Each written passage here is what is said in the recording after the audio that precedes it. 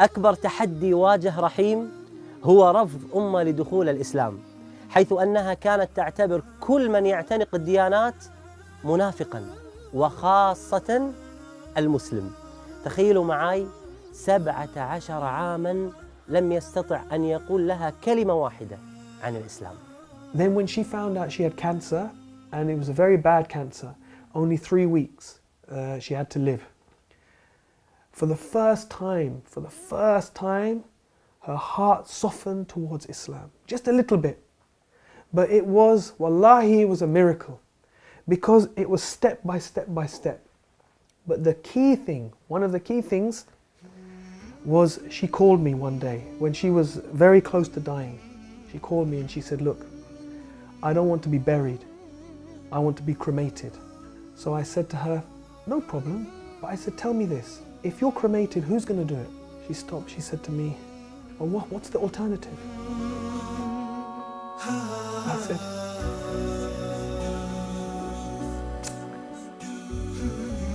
I said, the alternative is if you die, then your sons, me and your sons, we will carry you. No one else will see you. And we will take you to a place, and your daughter and your daughter-in-laws, they will wash you, and they will prepare you, and they will wrap you in a simple white cloth. And no one will see you. And in one day, we will bury you in the ground, with no coffin, with no fuss, very, very simple. She said to me, that's what I want. She said, that's what I want. But now I had a problem. She's not Muslim. So she phoned my brother and sister and she said, I want a Muslim burial. I would just try very slowly to give her small bits of dawah. If there is a creator, do you think maybe he sent messengers? Do you think maybe he sent people as guides?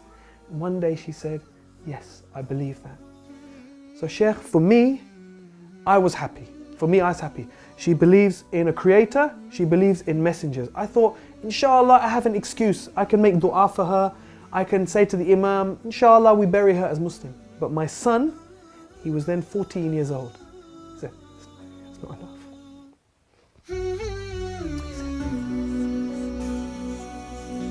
He said, it's not enough. He said, she has to say Shahada. So I was scared, because I thought, if he tries to make her say Shahada, then she will say, no, I don't want to say this. And then I have a problem. He said, don't worry, Abba, don't worry. I will talk to her. So he went up to her bedroom. He said, and I was downstairs for like 1 hour. And I was walking around, oh my God, what's happening? Did she say yes? Did she say no? And he came down. He said, easy. He said, no problem. I said, what? He said, she gave Shahada. I said, properly in Arabic? He said, yes, Arabic fully. No problem. And maybe 2-3 days later, she died. Oh. Alhamdulillah. سبحان الله يعني وأن الله يهدي من يريد.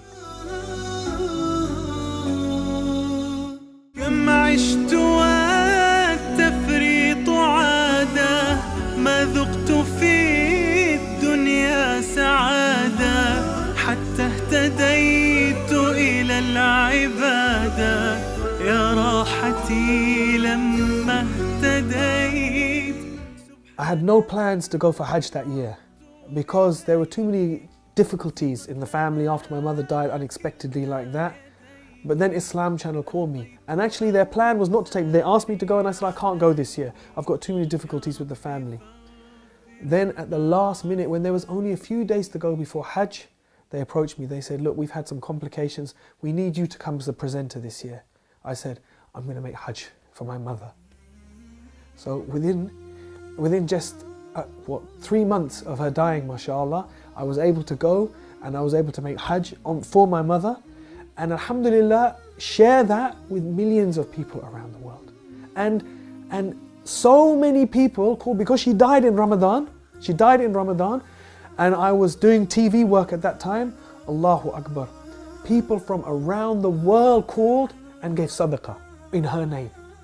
Someone built a masjid in her name. So many orphans sponsored in her name. So Allah is Ar-Rahman. Allah is Ar-Rahman.